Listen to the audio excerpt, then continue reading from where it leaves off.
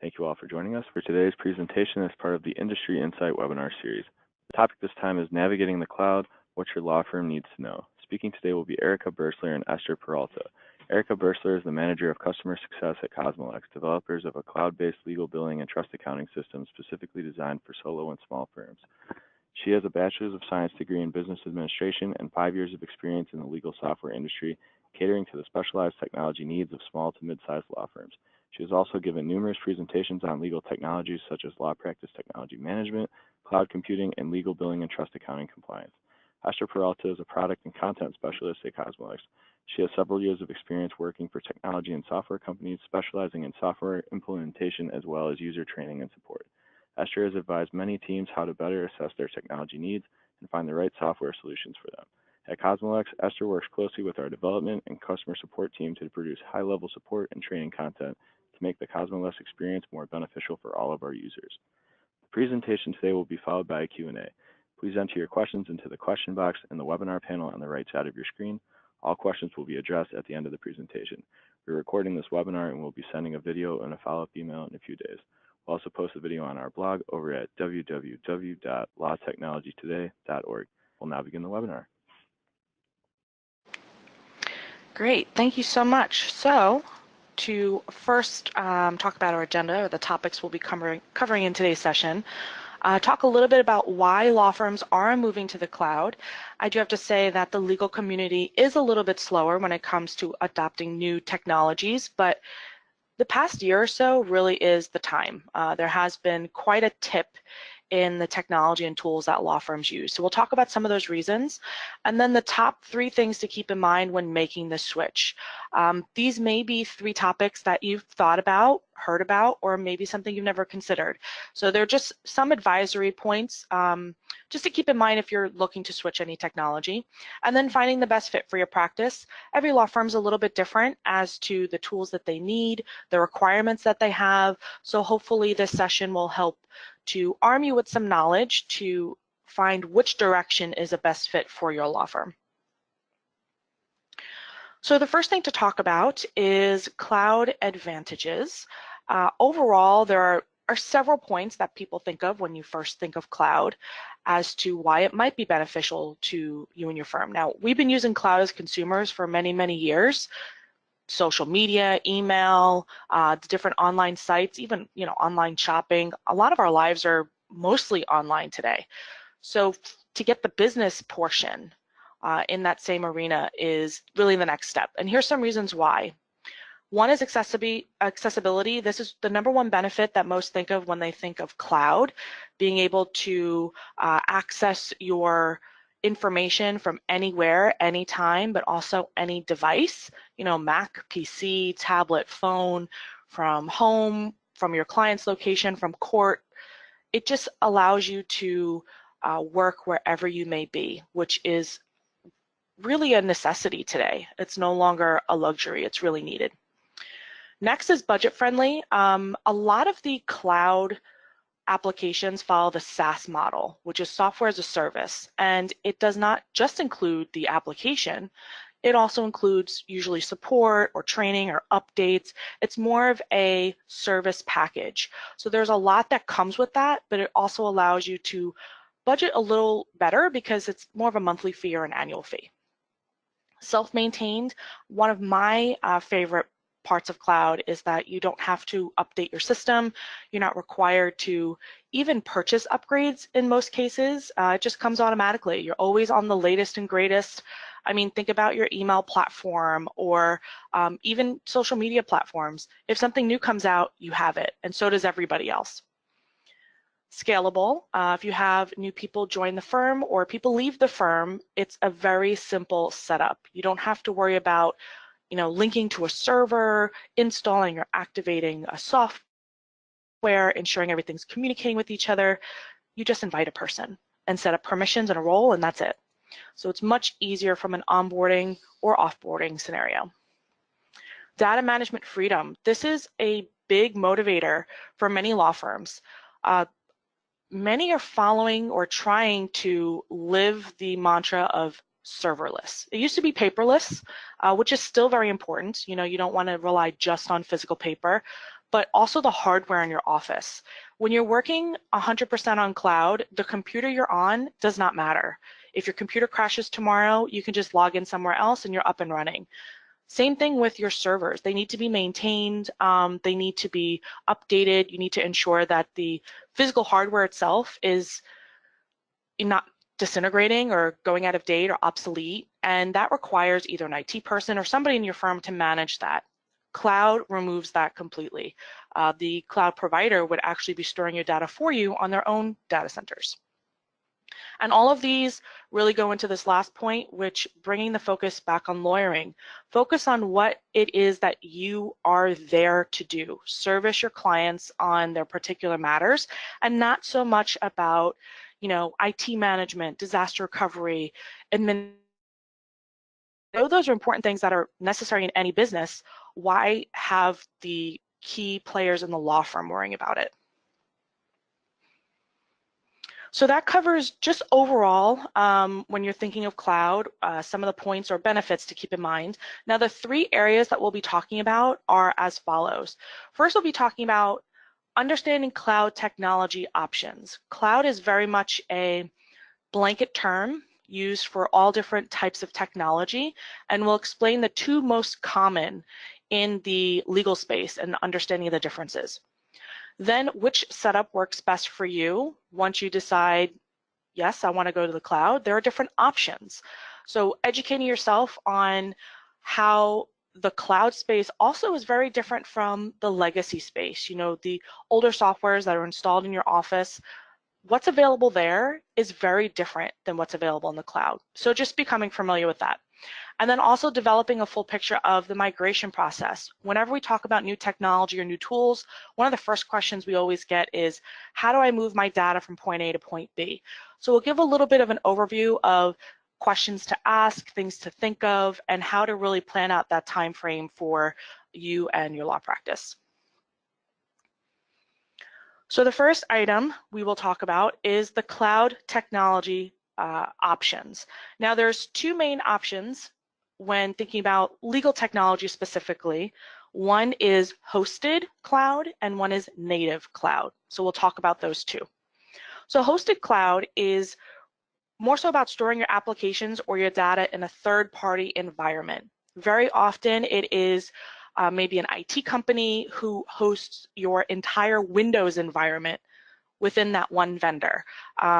There are legal and non-legal specific companies that do this, where it's kind of like a remote desktop. You're logging into your computer somewhere else, but it's your entire Windows environment that would be hosted there. Now what that does is it does provide mobile access and backup, so you can access that data from anywhere, but it is for the software that you're currently using. That may be good or not good, depending on what you're looking for. If you love the tools that you're working with and you're not really wanting to change or learn something new, all you want is mobility and maybe disaster recovery, then this may be a good option. But you're not getting any new software typically in this scenario. You're keeping your current tools and you're just having them in a mobile access point. You can still have compatibility issues. You are dealing with installed applications. Usually these environments are only Windows, so it's not like you can have the same any device access that you might have with a native cloud. And they can come at a higher cost. You're typically paying for your whole environment to be hosted by an outside vendor. There are different packages involved, of course. There are different levels of what becomes hosted. So if this is an interesting, if this interests you in terms of an option, you do want to educate yourself as to what's available and what would work best with the devices your office uses, the types of programs you're looking to utilize, and overall what they may be offering. The second type of cloud technology is native cloud. And this is a little bit different. This is actually the typical scenario when people think of cloud is usually a native cloud. It's an individual application that you access from your browser. So when I gave those examples of email and social media and online banking, those are all native cloud applications. You're not installing anything. It doesn't matter which device you're on. You're able to access through the internet. So that does give you true device freedom. I know that There's a lot of law firms that have hybrid, some love to use Macs, some love to use PCs. That's when a lot of the hosted situations, it's not a fit. So being able to have any type of device, but also, mobile, tablet, laptop, desktop, that as well. The look and feel is very much different than desktop applications, not necessarily a bad thing. This is the modern look and feel of mobile applications. It's all within your browser, so it is just a little bit different of an experience, and if you're looking for that more modern feel or that different experience, this may be a good option. Growing integrations. Integrations are pretty much two applications speaking with each other, sometimes in one direction, sometimes in two. The growth in that area is really in the native cloud space. When you have different cloud applications communicating with each other, the options in that area, if that's important to you and your firm, there's a lot of growth there in native cloud. You are always on the latest and greatest, as I said. So when you have, using the example of your email, if you're using like a native cloud email like a Google or a Yahoo, when you log in and something changes, you see it right there. You're not having to install anything or update. You're always on the latest version, and so is everybody else that's in your firm. As opposed to hosted cloud, where your software still remains as it is. It's not updating, it's just your environment's more mobile. And then typically a SaaS billing model. So the billing models for native versus hosted cloud as well are very different. They may have very different packages, and what's included in those would be very different. So you do want to, again, inquire, learn more, and find out what works best for you. So as I mentioned, when we talk about cloud technology, we're more so referring to the native cloud environment. That's where the new up and coming technology really is, but we do like to explain the two options that you have. Great. All right. So the next item to keep in mind as you're considering cloud is your setup. Of course, within law firms, there are a lot of functions that you have to keep track of. You have your time tracking, your billing, your accounting, both business and trust accounting that may come into play, and then your practice management. So those functions may have a lot of crossover. You may have calendar events that you need to bill. You may be taking in trust retainers and utilizing them for invoice payments, recording income. All of those things do cross over, and you want to consider that as you consider the setup options that you have. So let's take a look at the three options here. You have your separate tools. This is an option where you may just have separate tools for each of these functions. You may have an option or a system for your billing. You may have a separate system for accounting, separate system for practice management. Sometimes you segment those systems. You may have something just for calendar events, just for tasks. So when you do this, you want to really consider that they are independent tools, but they may just work together. You might create a process so that they can handle your workflow and streamline everything a little bit better for you. And within this option, some of these tools may be legal specific, some of them may not be. The second option for your setup is integrations. Using integrations, for example, you might integrate your calendar with your billing or using other integrations in that way. Some integrations, some tools sync, like Erica said, in one way. So your data might be going from one tool to another. Some of them are bi-directional syncs. So they will be transferring communication one tool to another and back as well. And then the final option for your setup here is your complete solution. And this is where the majority of those core functions that I mentioned will be located in one place, will be integrated together and working within one system. And a lot of times a complete solution will be legal specific. Now, when you're considering your setup options, there are definitely some related challenges that you want to keep in mind. So the first thing you want to look at is a relationship, like I said, because of that crossover between the practice management, billing, and accounting. Are they together? Are they separate? Are they integrated? How streamlined is it? And can you bill? You want to ask yourself, can you bill for for your tasks, for your events, calendar events? Can you pay your invoices and record your income at the same time? So definitely think about how those three functions are working together. Second challenge that may come up or that you may want to think about is the integration or sync complications.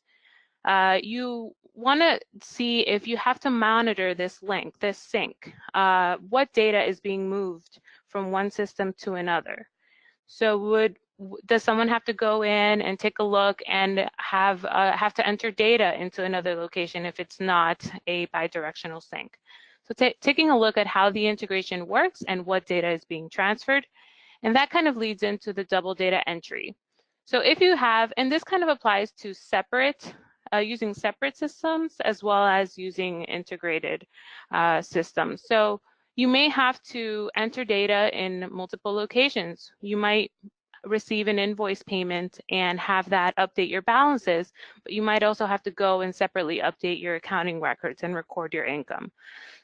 So keeping track of that, who's going to do that data, possible challenges or issues can arise when you're doing manual entry in different systems to make sure they're all updated. And again, I think that leads into the next point, which is reconciling multiple systems, making sure that everything is reconciled, both your billing and accounting, that everything in practice management is taken care of. So taking a look at that as well. And are the systems legal specific?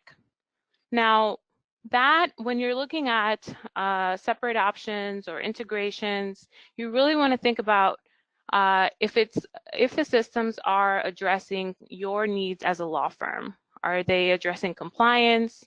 Are all billable items being captured?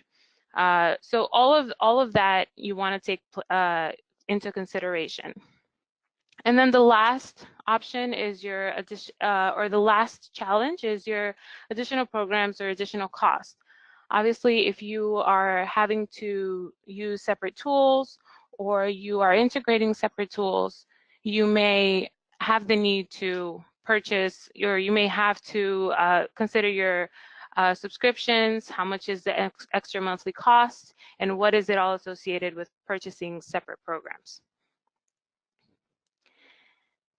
Now, as I said, there is a lot of crossover between practice management, billing, and accounting, but the big gap you want to consider is between the billing and the accounting.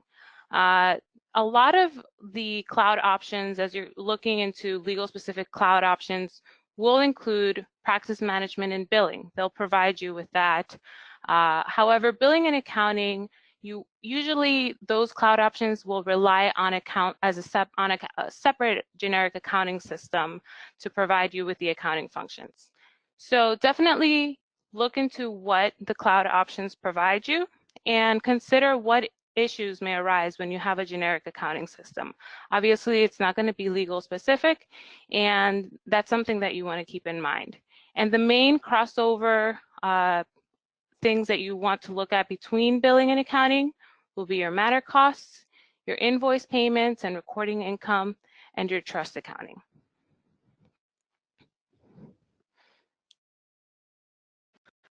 Okay, very good. So let's move on to our third point, which is migration.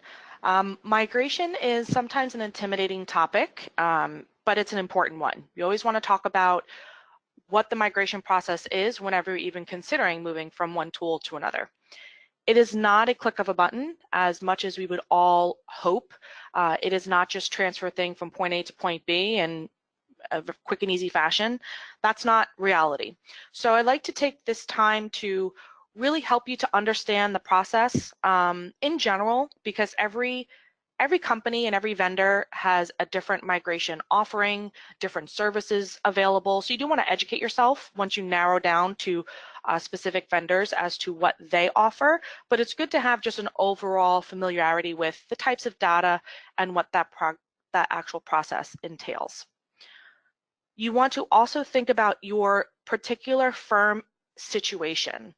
You might be migrating from several tools to one. So as Esther mentioned, you might have that separate tool concept Some may be, desktop programs, some may be cloud programs, and you're migrating to a complete solution. Or maybe you just broke off from a larger firm that's coming from a completely different tool, but you only need a small portion of that in your new system.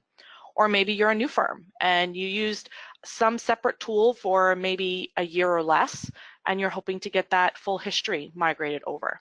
So these 3 examples may all be handled differently, and that's why you want to really take a look at your particular firm situation. You don't really want to, though you can of course learn from your peers as to what their experience was, but I could tell you firsthand that very often that experience may differ depending on your situation. So like I said, every vendor does have a different migration process, so you do want to ask the right questions as well. Like, is there downtime as I'm going from one system to another? If so, for how long? What data is migrated? What is not? You don't want to make the assumption that everything goes from one program to another, because very often that's not the case. How long does the process take? Maybe you're considering migrating at the end of the year. Those conversations usually need to start happening now to at least start narrowing down the tools that you're looking into. So here we're going to walk through a sample of a migration timeline. This happens to be what we follow here at CosmoLex, just to give you a sense of what all is involved in a typical migration process. So first is the non-financial data migration. Now again, this is the process that we follow at CosmoLex, but it may differ depending on the vendor that you're talking to. When we refer to non-financial data, that's everything not associated to a dollar. So you have your clients, your matters, your contact information, maybe related parties, events, notes, tasks, all that daily activity that is still very important, still matter related in many instances, and very often you need a full history depending on the information. Also think about this type of information. I listed 6 or 7 items. Do you have them all in one tool? Do you have them multiple tools? Are they spread out all over the place? So that's the first step. That information needs to be in your system in order for you to start using it on a day-to-day basis. That's when you can start using, in this case, CosmoLex. So you start using your new system, have a cutoff date where you just stop using the old system, start using the new system, and in parallel, that's where you close your old books and do your financial. So very often there is a misconception that everything happens at the same time. Depending on the type of data you're moving, that may be the case, but if you have non-financial and financial, very often they're 2 different timelines. So you want to just have a good understanding of that flow. And like I said, ask questions. What gets migrated, what doesn't, and what is the downtime?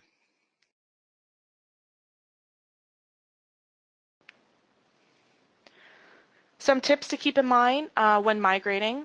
First, of course, you want to keep your unique requirements in mind. This applies to your situation at the time of the migration. Like I said, you might have a very different setup than the firm next to you, but also your unique usage of the program that you're currently using. Do you have unique naming conventions? Are there specific custom fields that you need? Will those migrate? Can that be imported? Have all that in mind when you're starting these conversations. Also planning a timeline that is centered around your cutoff date. So when I mentioned the non-financial, the financial, it all centers around a particular date where you decide to stop using your current system and start using the new system. It should be a pretty strict break. You don't want to use your old system for some things, your new system for some other things. It should be pretty clear as to where that starts and where it ends. In regards to what needs to be migrated, based on your situation, like I said, perhaps only certain information needs to come over. It might be a small subset, or maybe you're starting fresh with certain things. Like I hear all the time, a law firm that says, oh, I'm a new law firm, I don't need to migrate anything. Okay, are you a first-time law firm, or have you been part of law firms in the past? Then I find out, oh, I broke off from a larger firm. Well, there may be things that need to move over. Do you have clients that are coming over? Do you have AR balances? I'm sure you have trust account balances.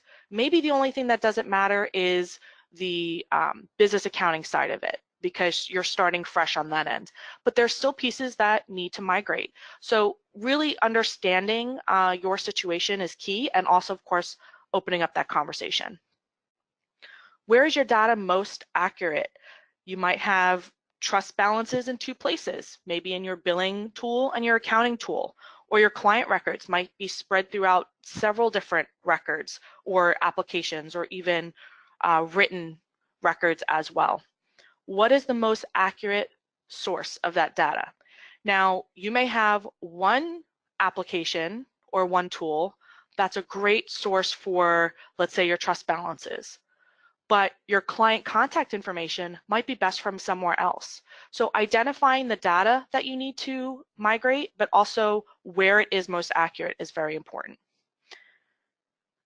You don't want to import a mess of errors. I hear all the time, very often, where, especially if there's an issue from typically an accounting perspective, sometimes from billing as well, where the prior system there were issues either because internally things were not handled properly or the tools were not being utilized the right way. So there may be errors. There might be, or perhaps no reconciling for the past 3 years, as an example.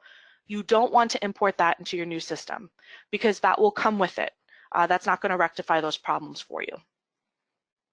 So we do highly recommend resolving those issues prior to migrating. So like I said, a few months before migrating, you want to evaluate the state of your data, and if it's not good, taking some time for a bookkeeper or somebody to review it and make those improvements. And then, of course, in-house verification, that is essential. No matter who does your migration, you're responsible for your data. So you want to make sure that everything is verified and approved. Some vendors provide checklists for you to sign off on, and you want to take that seriously. You don't want to blindly sign something and move on. This is your client's information, this is your firm's information, and you want to do a thorough review of that. And I think right now, we'll just take a couple minutes. Esther will show you an example of some cloud technology. Okay, great. So we are going to be using CosmoLex to give you sort of a visual idea of what we were talking about and what are some options available to you with cloud technology. So the first thing that we see here, here we go.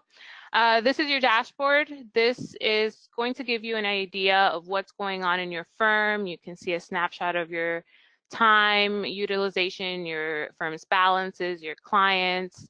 So this is definitely very helpful when you are looking into sort of making better decisions with your firm, any red flags.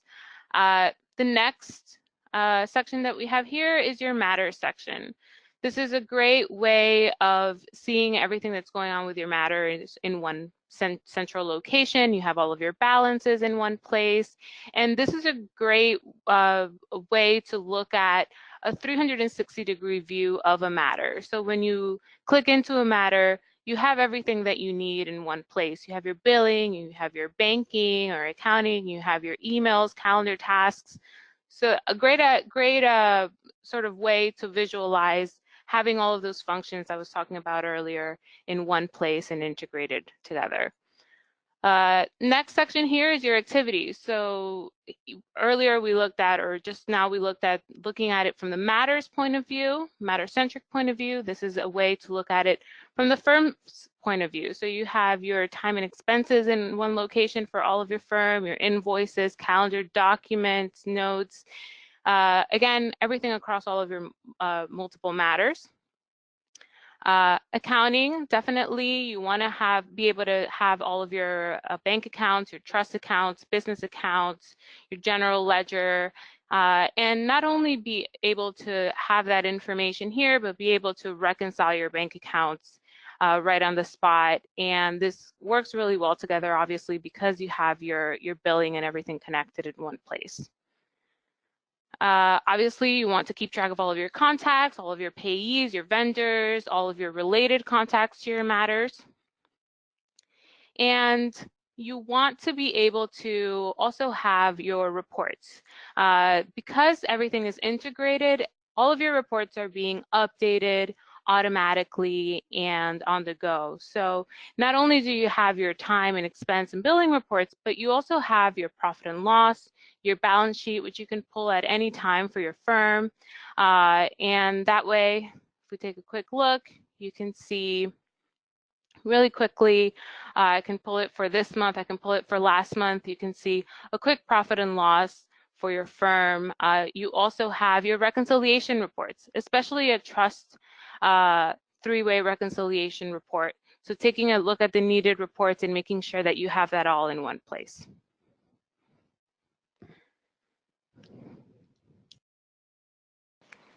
Excellent. Okay, so just to reiterate, that was just an example of a native cloud complete solution. Just to give you a sense of the look and feel, how that's very different when you're working with a native cloud application, but ensuring that whatever functions are important to you as a firm, of course, are in whatever tool that you do decide to choose.